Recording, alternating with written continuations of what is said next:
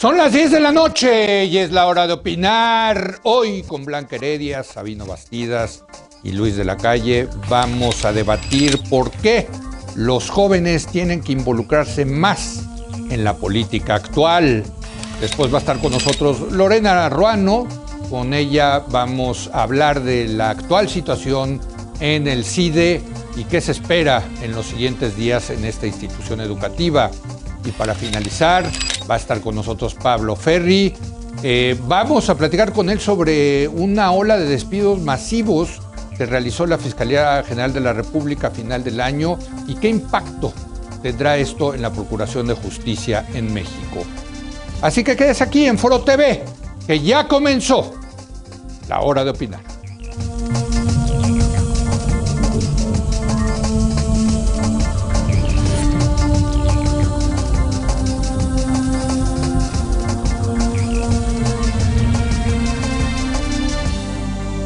Muy buenas noches. Hoy vamos a debatir por qué los jóvenes deberían de involucrarse más con la política de nuestro país. Sabemos que muchos son apáticos hacia los temas políticos y bueno, pues tienen razón porque muchas veces se ve a una política polarizada o una política donde se habla mucho de la corrupción, de los problemas, de las situaciones malas más que de las situaciones buenas, en fin, pero esto no significa que los jóvenes deban de rechazar a la política como una actividad que es importante en la sociedad. Vamos a platicarlo los viejitos de la mesa de los jueves, y perdón que les diga viejitos, me uno a ustedes, porque nosotros ciertamente, pues a lo mejor no somos viejitos, pero ya no somos jóvenes. ¿Cómo estás, querido Luis de la Calle? Muy buenas noches. ¿Cómo estás, Leo? Mucho saludarte. Feliz año a todos ustedes. Encantado de verlos otra vez. Sí, se me olvidó desearles feliz año. Blanca, tú eres la única joven en esta mesa. Así es, así es. Es. Los caballeros somos unos ya vetustos analistas. ¿Cómo estás? Muy bien. Qué gusto verlos y muy feliz 2022 para ustedes y para nuestro auditorio. Que sea un gran año. Y Sabino Bastidas, que de hecho fue, Sabino, buenas noches, el que recomendaste hacer a mí me encantó este tema. Y cuando digo que somos viejitos, pues sí, es que somos de una generación que ya vimos muchas historias de la política. Y cuando yo creo que hay que definir jóvenes como aquellos que en la política son mayores de 18 años, cuando ya tienen derecho de votar, y quizás cuando llegan a la adultez, vamos a poner ahí 30, 35 años, vamos a poner esa edad para cuando nos referimos a los jóvenes, nos estamos refiriendo, me parece, a ese segmento de la población, ¿no? Sabino. Así es, Leo, buenas noches, me da mucho gusto también verlos y yo también muchas felicidades del 2022. Y bueno, la verdad de las cosas es que este tema creo que hay que ponerlo en la agenda. Muchas gracias por aceptar que hablemos de esto, porque tengo la percepción y he tenido la sensación de pues cierto desencanto en los jóvenes, desencanto de la política en México. Y bueno, estamos viendo fenómenos muy interesantes. Vimos a un presidente en Chile ganar la presidencia con 35 años. Estamos viendo a la primer ministra de Finlandia que tiene 35, 36 años. Estamos viendo la emergencia de secretarios de Estado en el gabinete del presidente López Obrador que tienen 35, 36 años. El propio papel del gobernador de Nuevo León, la emergencia de Colosio como potencial precandidato a la presidencia que tiene 36 años. Entonces, sí, la verdad de las cosas es que sí hay jóvenes que están participando en la política, pero la mayoría de los jóvenes en México están teniendo una desafección política. Los indicadores del Latinobarómetro que aquí analizamos a mediados del año nos demostraron que el segmento más desencantado de la democracia eran los jóvenes. En las encuestas donde preguntamos a los jóvenes, siempre hay un deseo de participar, pero como que no hay muchos espacios para la participación política, y creo que nos tenemos que abrir la discusión y el espacio a decir cómo los involucramos, cómo hacemos que los jóvenes mexicanos no sientan desencanto por la política. Y como lo señalabas muy bien, Leo, la verdad es que es un desencanto justificado. Cuando nosotros llevamos más o menos 18 años, viendo todos los días en los medios de comunicación eventos de violencia en las calles. Pregunta concreta, ¿cómo le pega eso al ánimo de los niños? ¿Cómo le pega eso al ánimo de los jóvenes? Totalmente. ¿Cómo los desencanta del quehacer social? Cuando ven al señor Donald Trump pelearse como sucedió, o ven al Capitolio tomándose, o ven la política en riesgo, o las noticias que los colocan en una situación de desesperanza, o los datos que les arrojan la imposibilidad de adquirir un trabajo formal o una posibilidad real de ascenso social, o el logro de ciertos paradigmas o metas en la que las redes y los medios de comunicación los colocan, la verdad es que es una preocupación cómo se involucran, y en lugar de alejarse de la política, la invitación es acercarse a la política, meterse a la política. A partir de esta idea del programa, me puse a revisar las plataformas de los partidos políticos en México respecto a los jóvenes, y son puros lugares comunes, Sí, son totalmente. pequeños renglones, no hay oferta. Sí. Hay áreas burocratizadas dentro de los partidos, o sea, comparten la naturaleza de lo triste de los partidos para convocar a la sociedad. En el caso de los jóvenes es de una pobreza lamentable, y creo que hay que poner foco en que los jóvenes participen en la política, y creo que esta era un poco la idea de platicarlo esta noche con la audiencia. Ahora, yo les pregunto, y comienzo contigo, Blanca, ¿no es esto un fenómeno común y corriente? O sea, cuando nosotros también éramos jóvenes, yo me acuerdo cuando estudiábamos de estas cosas, siempre veíamos que los jóvenes son los que menos participan en políticas en las democracias, y tiene sentido, porque los jóvenes están estudiando, o están trabajando, o están echando novia, están descubriendo al mundo. La política no es una cosa que llame mucho la atención cuando uno tiene 20, 30 años, ¿no? Entonces, yo pregunto, ¿no es que siempre los jóvenes están alejados de la política, o ahora están más alejados, Blanca? Mira, primero celebro efectivamente que hablemos de este tema en el primer programa del año. ¿Sí? Y es un tema muy importante por varias razones. Quisiera además poner el otro lado de la moneda. Primero, empezando con los datos más grandes, digamos. Se ha dicho mucho que México es un país de jóvenes, y sí, si bien ha ido cambiando de manera muy acelerada la composición etaria por grupos de edad, ha venido creciendo, digamos, el segmento de personas mayores, y ha venido decreciendo el de niños y jóvenes menores de 29 años. De todas maneras, la edad mediana, digamos, la edad promedio, si le quitamos los extremos, es de 29 años. Entonces sí seguimos siendo un país joven. Y en ese sentido sí es importante la participación de los jóvenes, más allá de los jóvenes. ¿Qué hacen o no hacen los jóvenes en política? Acaba teniendo consecuencias para el conjunto. También para el conjunto de la población, porque sí son muchos. Más o menos en la lista nominal, digamos, los votantes entre 18, 19 años y los 34 años son un poquito más del 30%. Pueden definir una elección. Si todos votaran de una cierta manera, entonces es importante hablar del peso relativo de los jóvenes en lo electoral, en particular, pero en lo político más general. Dices bien, Leo, no es una cosa privativa de México el que los jóvenes sean, en términos generales, menos participativos que las personas más grandes. El que haya un desencanto mayor, pues depende ahí sí cómo lo midamos, ¿sí? En las elecciones del 2018, por ejemplo, si vemos presidenciales, pues sí participaron menos que otros grupos etarios, pero participaron mucho. Sí. En las intermedias también, curiosamente, hubo una participación en las del 2021, hubo una participación inusualmente alta en general de todos los grupos etarios, y también, digamos, importante de los jóvenes, aunque menor que la de otros grupos sociales. Entonces, efectivamente creo que no tenemos tampoco que pensar que México es particularmente especial, y que los jóvenes, desde mi punto de vista, estén particularmente desencantados. Están, digamos, tan poco interesados, o más o menos de poco interesados, al menos si vemos los números a nivel de participación electoral, que en el pasado. Y sí hay mucho campo para que pueda crecer esa participación electoral, y es muy importante que lo haga.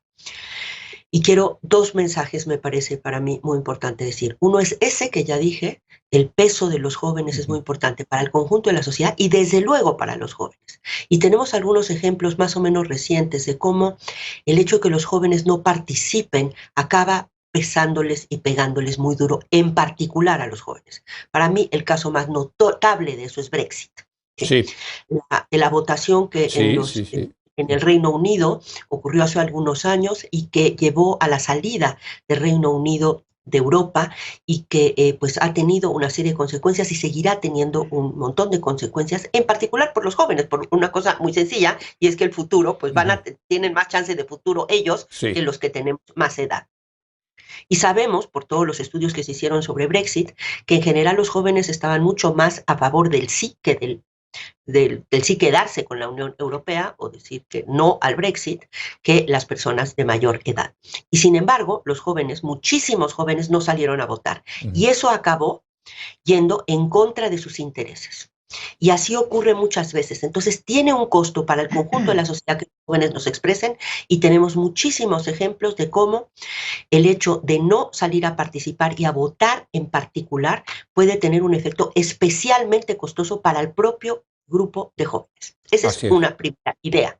En segundo lugar, me parece importante recalcar para los jóvenes que nos estén mirando o los adultos que quieran luego platicar con sus hijos jóvenes, que las formas de participación política son muy diversas. Una es la participación electoral, que es clave y no podemos exagerar su participación. A veces cuesta trabajo entender, pero si es un solo voto en millones de votos, pues sí, pero uno en uno se van juntando los votos que definen quién nos gobierna y a quién castigas y a quién premias de los diferentes candidatos de los diferentes partidos.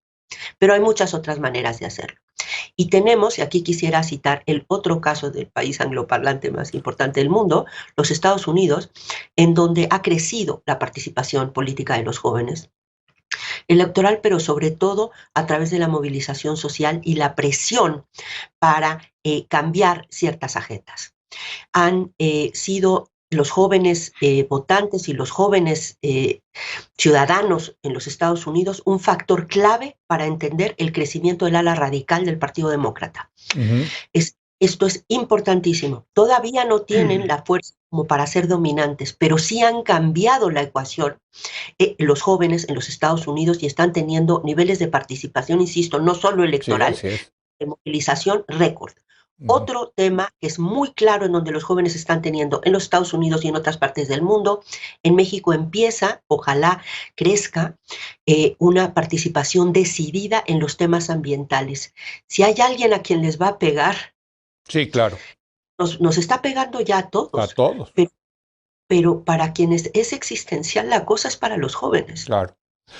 Luis. Existencial en el sentido de si no nos ponemos, digamos, a pelear por el planeta y por su habitabilidad para los seres humanos, pues este planeta va a dejar de ser habitable para nosotros. Es que es otra forma de participación política, es a través de las organizaciones no gubernamentales, desde luego. Exacto, y la presión a los legisladores y las campañas para meter temas en la agenda pública y el vigilar a los legisladores. Miren lo que están haciendo los estudiantes del CIDE, movilizándose para defender a su institución.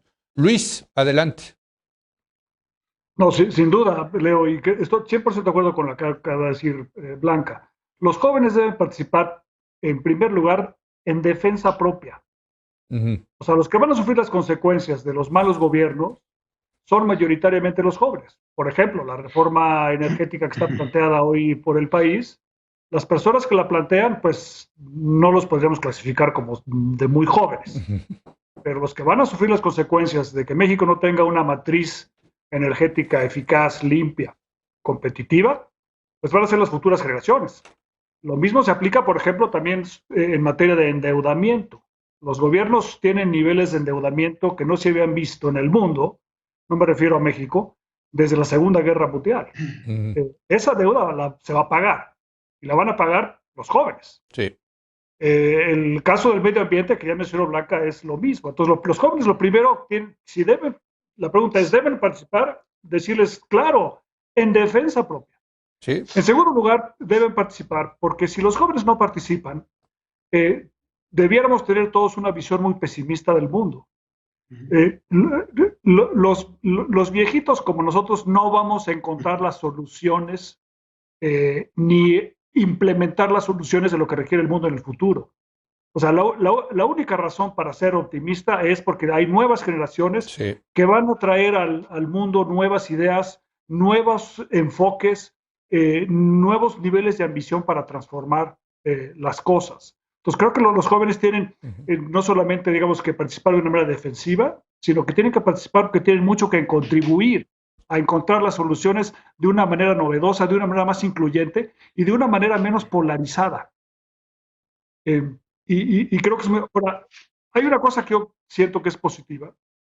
Cuando nosotros estábamos en la Universidad de Leo, yo fui a la Facultad de Economía, la mayoría de los alumnos teníamos una aspiración de convertirnos en funcionarios públicos. Y lo veíamos como una cosa positiva. ¿Sí? Tenemos un poco idealista, es decir, vamos a transformar a México, vamos a hacer cosas importantes y creo que eso es algo muy sano. Pero no es muy sano cuando tú tienes a la mayoría de los jóvenes con la ambición de convertirse en funcionarios públicos, como existe en algunos países.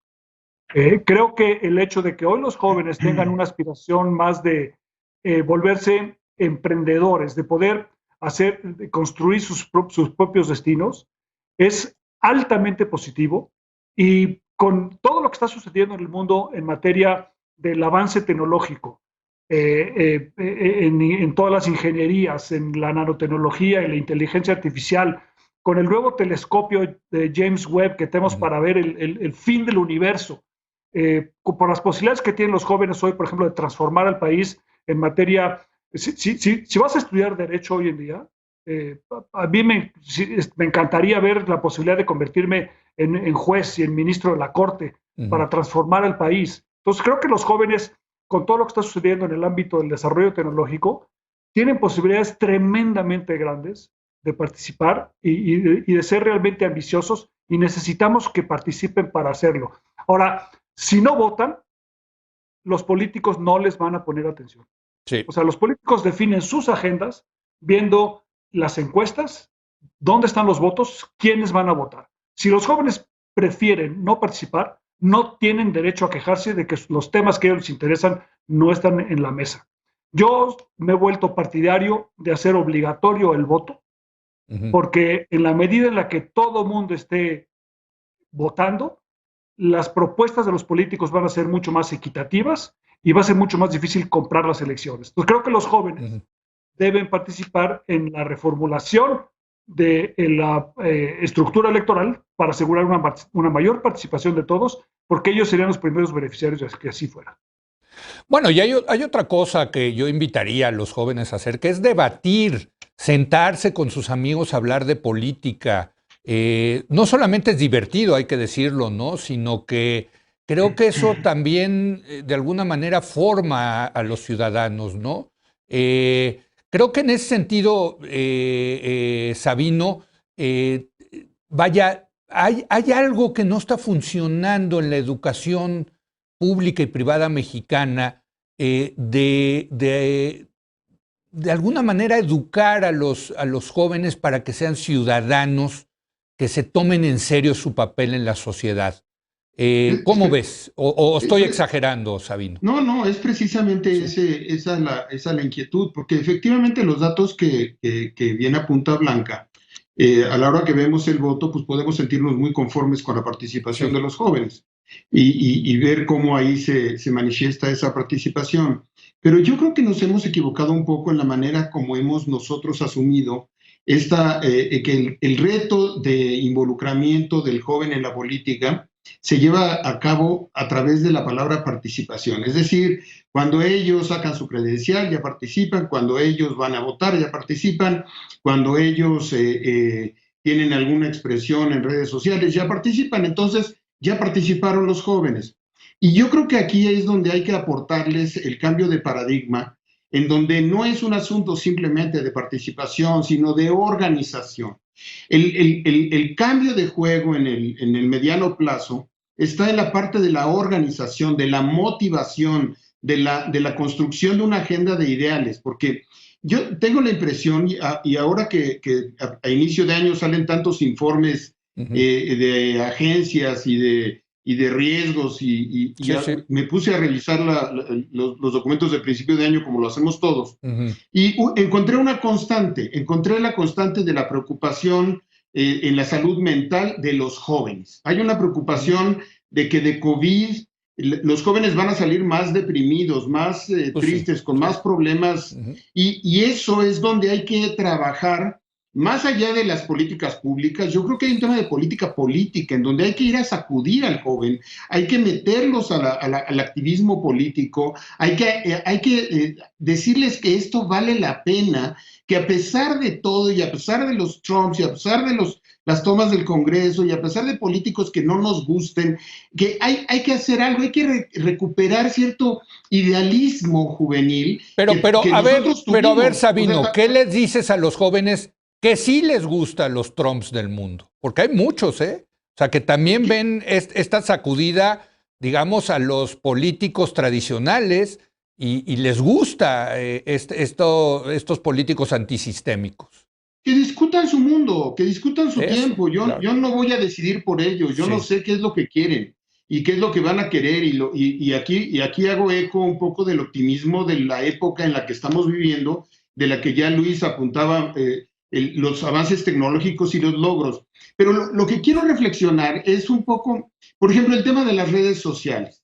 Un joven cree que cuando tuitea participa, y efectivamente, de alguna forma en un tuit pues, se participa, se deja un testimonio, hay debates en las redes sociales, es un nuevo instrumento, pero eso no agota la participación política, eso no te lleva a campo. En el informe de las Naciones Unidas de la estrategia de jóvenes que emprendió Antonio Guterres, el documento no tiene desperdicio, y creo que hay una parte en donde él habla del emprendimiento social, de lo que desperdicia la sociedad cuando no tiene a sus jóvenes trabajando en esto que se llama el emprendedurismo social, en atención de problemas concretos, atención de causas concretas, que se involucran en temas, que participan. Yo estoy de acuerdo que a lo mejor no les gustan los partidos políticos, y bien hecho, y justificado, y que los partidos políticos les cueste trabajo y por los jóvenes, pero eso no significa que ellos no hagan política de otra forma, que es todo este activismo social, esta relación con los otros, sumarse con sus compañeros, más allá de una red social, más allá de un tuit, más allá de un mensaje, meterlos en una agenda de verdadero trabajo político. Luis de la Calle ahorita mencionaba algo muy interesante, que cuando éramos jóvenes teníamos la aspiración de ser servidores públicos. Bueno, eso ya era una forma de entusiasmar a ciertas personas a ir a estudiar un doctorado, a ciertas personas a dedicarse, a formarse, a ser secretario particular de alguien, a ser director de algo, a meterse a la política. Es un estímulo. Y la pregunta es, ¿hoy qué estimula a un joven a participar en la política? ¿Hoy qué los mete a la política? Y no es casual ver en algunas democracias verdaderas gerontocracias, o grupos más viejos que nosotros participando en la vida pública. Eso significa que hay espacios de los jóvenes que no están ocupando. Totalmente. Y por eso creo que hay que sacudir conciencia, abordar el tema, encontrar los nuevos instrumentos, y la convocatoria es: no se conformen con participar, organícense, ganen el poder, vayan por el poder con sus propios instrumentos. Sí se puede, y no se sientan contentos porque fueron a votar en la última elección. ¡Qué padre que voten! Hay que votar, condición necesaria, mas no suficiente para el tamaño de época que les está Muy tocando. bien. Blanca, yo sé que quieres decir una, pero te quiero preguntar a ti específicamente, porque tú estás involucrada en este tema del CIDE, ahorita vamos a hablar. Yo creo que una de las cosas buenas que va a salir de todo el proceso de lo que está ocurriendo en el CIDE es una generación de estudiantes muy politizados. Van a tener una educación interesante, la educación de las calles, de la protesta, de la movilización. Eso es muy interesante que esté ocurriendo, ¿no te parece? O sea, mis respetos y mi admiración a los estudiantes del CIDE. Y son jóvenes. Primero que nada, quiero hacer aquí públicamente mi reconocimiento más sentido, entusiasta al trabajo que han venido haciendo los chicos y las chicas estudiantes del CIDE, que llevan ya muchas semanas tomando las instalaciones sin haberse interrumpido, es muy importante decirlo, las actividades sustantivas del CIDE. Cerraron en vacaciones, como se cierra siempre, pero hasta antes de eso, tomar las instalaciones y todo, siguió habiendo clase. Los profesores del CIDE seguimos trabajando, seguimos haciendo nuestro trabajo de investigación, nuestro trabajo de docencia. En ningún momento se ha parado la actividad sustantiva. Y ha habido un grupo de jóvenes que se han organizado y que, como tú dices, yo creo que hicieron ya ahorita mismo, en estas semanas, una maestría, si tuviera que ponerlo en términos de grados académicos, porque han probado, más allá del salón de clases, de la teoría, de hacer el trabajo, de hacer el examen, ¿qué es eso de organizarse? Así es. ¿Cuáles son los retos? ¿Cuáles son los retos también de lidiar con las diferencias de opinión, que hay muchas, desde luego, como en cualquier grupo humano? De cómo sostienes una resistencia desde una institución tan pequeña, con un grupo de estudiantes relativamente pequeño, y creo que efectivamente esto los va a marcar para toda la vida. En el camino, además, supongo que nacieron o se acrecentaron amistades, vínculos amistosos muy importantes. Se aprendieron cosas que no se pueden aprender en el salón de clases. Se vivió en la piel, en el cuerpo, en el día a día, en los fríos que pasaron con este invierno fuerte, cosas que nunca van a olvidar y que seguramente le van a transmitir a sus amigos, a sus familiares, eventualmente cuando tengan hijos. En ese sentido, creo ha sido, como dirían los economistas, una gran externalidad positiva, un elemento positivo de esta situación tan desafortunada que ha venido viviendo el CIDE desde un proceso sucesorio marcado por múltiples ilegalidades y en la dirección general del CIDE irregularidades de carácter legal y reglamentario. Y mañana hay una amenaza de cambiar las reglas del CIDE de manera de restarle la poquita autonomía que tiene y sobre todo la poquita autonomía que tiene el claustro de profesores, lo que es el alma de la institución para poder incidir en las decisiones colectivas. Creo en ese sentido que es una experiencia extraordinaria y que ojalá inspire a muchos otros chicos y chicas. Déjenme irme con una nota más positiva porque además todos participamos de jóvenes en política de diferente manera, ¿sí? También sabemos que es enormemente divertido, ya lo habías dicho tú. Sí, la verdad que sí. Y hace uno ahí amigos para toda la vida. Y también se encuentran parejas, les informo. También en esas concentraciones, en esas actividades, conoce chicos y chicas, que te enamoras y es parte de completarte como ser humano. Decía bien Aristóteles en el lugar común, somos seres políticos en el sentido de gregarios, en el sentido de que nos importan los otros, y volverte consciente y entrarle de frente a asumirte como ser político, como parte de tu comunidad que le interesa incidir sobre la forma y el rumbo de tu comunidad, es una de las cosas que más sentido le puede dar a tu vida.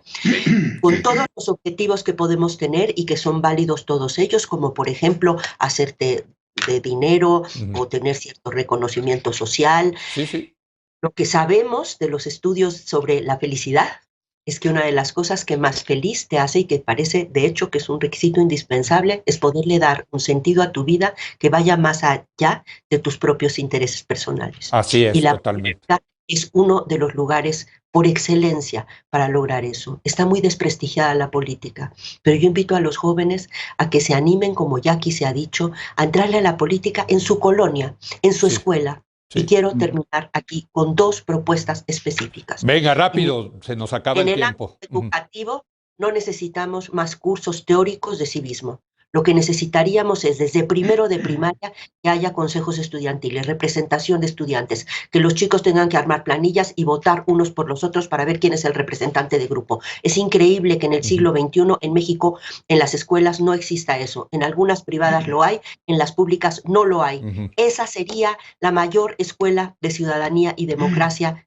Si tuviéramos que escoger una, es esa y no más cursos en abstracto de civismo. Segundo, cuotas para jóvenes en los congresos federal y locales. Muy bien.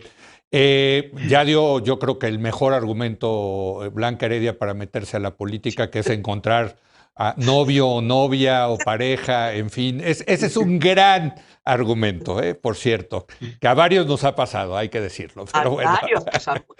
Te toca rematar este tema, Luis de la Calle. No, 100% de acuerdo. Mañana mismo voy a la manifestación me solidarizo completamente, por supuesto, con con el movimiento del CIDE, hay que defender la autonomía, la libertad de cátedra, la excelencia académica, el futuro, y el CIDE se ha convertido en un símbolo de ese fenómeno. Y efectivamente, se puede participar de muchas maneras en la vida social. Tú, en un equipo deportivo, en tu municipio, en tu ciudad, en tu comunidad, en tu manzana, de mil maneras, en campañas de vacunación, en campañas de lectura, en ayudar a la gente que tiene ciertas cosas a las que tú puedes hacer una contribución, en participar en los eventos públicos, en los estadios de fútbol, pero también en las manifestaciones culturales y las manifestaciones políticas, en escribir, en informarse, sí. En influir en las cosas, pero tampoco se requiere que todo el mundo se convierta en un político. Lo que sí es muy importante, no es una condición suficiente, pero sí es una condición, digamos, de una altísima necesidad, que es votar. Porque en la medida que los jóvenes no voten, sí, no van a ser tomados en cuenta sus puntos de vista. Y totalmente de acuerdo con la propuesta de Blanca. Tengamos votaciones en los salones de clase desde el inicio, para que las decisiones se tomen de una manera colectiva y se aprenda también, como tú decías hace rato, Leo, a debatir. Sí. Y en el debate no solamente a argumentar, sino a respetar los argumentos del otro y a estar dispuesto a que cambie los argumentos del otro tu propia posición. Así es. No necesariamente en un día, porque no se trata de ganar el debate cada día y que salgas con 10 sí, y el otro sacó 5, sino en ir construyendo un diálogo que permita encontrar mejores soluciones, porque la inteligencia colectiva es mucho más que la inteligencia individual. Y la acción en México va a ser un país mucho más grande, mucho más rico, en la medida en la que todos participemos. Y hoy la tecnología permite formas de participación que antes hubieran sido inimaginables, y los que están a cargo de eso son precisamente los jóvenes, y dependemos de ellos no solamente para su propio éxito, sino para que puedan sufragarse en nuestras pensiones. Entonces, por favor, jóvenes, participen por razones defensivas, pero también por razones de interés propio.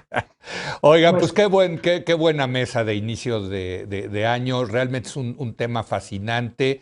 Yo pues aprovecho para desearles un buen año y agradecerles de nuevo que estén aquí en La Hora de Opinar. Gracias, Blanca.